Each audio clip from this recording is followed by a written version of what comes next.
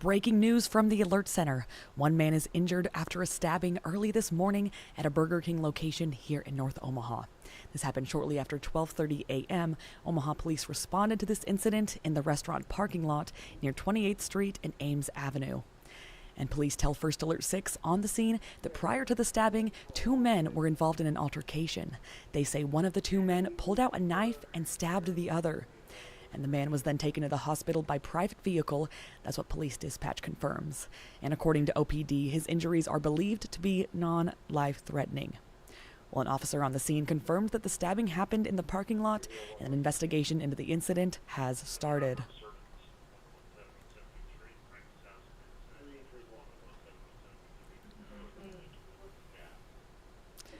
Hello, everyone. Good morning. Thank you very much for joining me here at the Alert Center. My name is Elena Riley, and I bring you our top headlines every weekday morning. We have more to get to, so let's head there.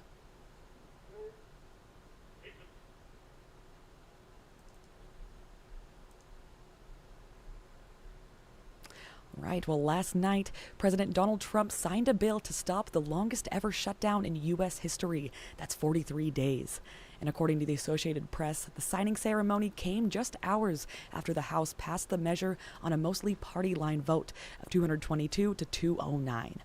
And the House returned to session yesterday for the first time since September 19th, after the law passed in the Senate on Monday.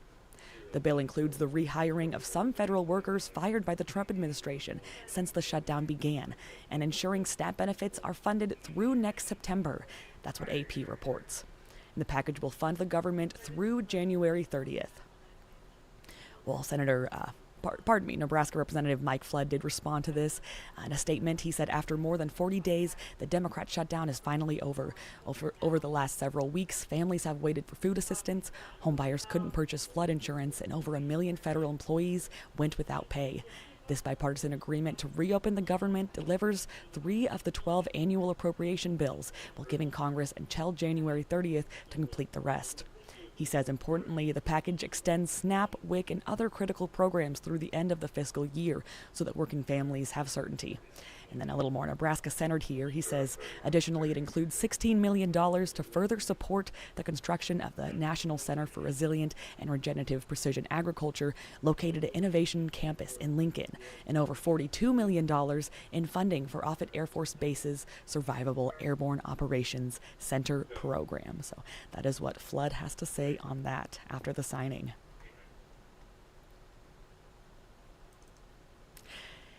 And 2 of the 16 charged with the murder of an Omaha man last August will be sentenced in court today.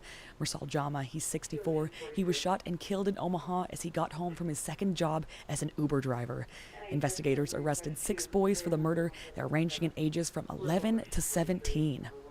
And Trenton Titsworth Hunt is scheduled to be sentenced in Douglas County District Court at 2 p.m. today. And Deshaun Titsworth Hunt, Trenton's younger brother, will be sentenced shortly after today as well. And Trenton and Deshaun both pleaded no contest to their charges related to the killing here. And Joseph Keys, he was 14 at the time of the murder, and Talon Wilson, he was 16 at the time of the murder, will be sentenced here later this year. And the other 2 arrested, their ages 11 and 13, are in the juvenile justice system. The 11-year-old was ruled incompetent to stand trial. That was back in January. So we'll have updates on that today at First Alert 6, those court appearances.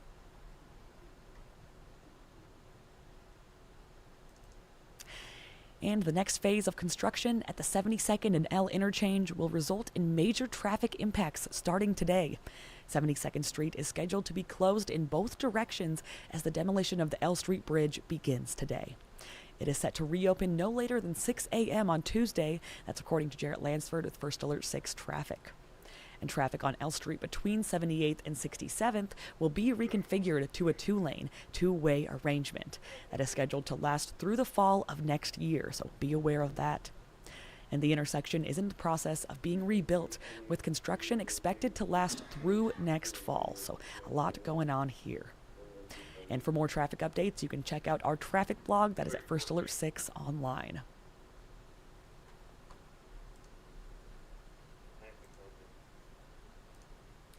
Well, the Bellevue Police Department has named the pedestrian that was hit and killed on Tuesday evening. The crash happened shortly before 5 p.m. on Tuesday on Highway 75 near Cornhusker Road.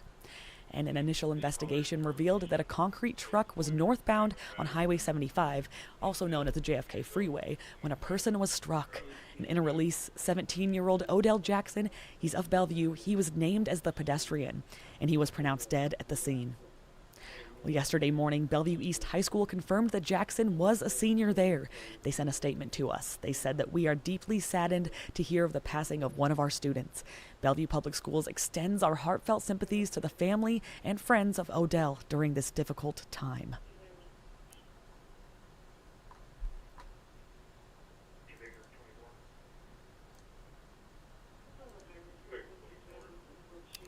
And my last headline this morning is that today, Nebraska's chapter of the National Safety Council is participating in the World Day of Remembrance for road traffic victims. Well, the public is encouraged to attend the event. It's meant to honor the lives lost and families impacted by roadway crashes here in our state. That's what a release reads. You can go to the Omaha NSCN location at 3111 Oakview Drive. That's at 10 a.m. this morning for the event. And in the release, officials report that just last year, Nebraska lost 251 lives to traffic crashes and incidents. They say it's the highest number of fatalities in about 17 years. Wow, that is a crazy number there. Wow. Omaha Mayor John Ewing Jr., OPD Chief Todd Schmaderer, and Senator John Kavanaugh are all expected to be in attendance of this event today.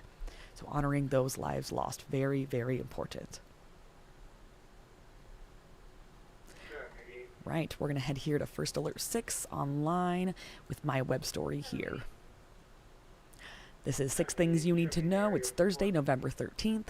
I bring this to you at about 6 a.m. every weekday morning to get you your top headlines, get you in the know for the day, as well as this live stream here at around 8 a.m. to talk those over.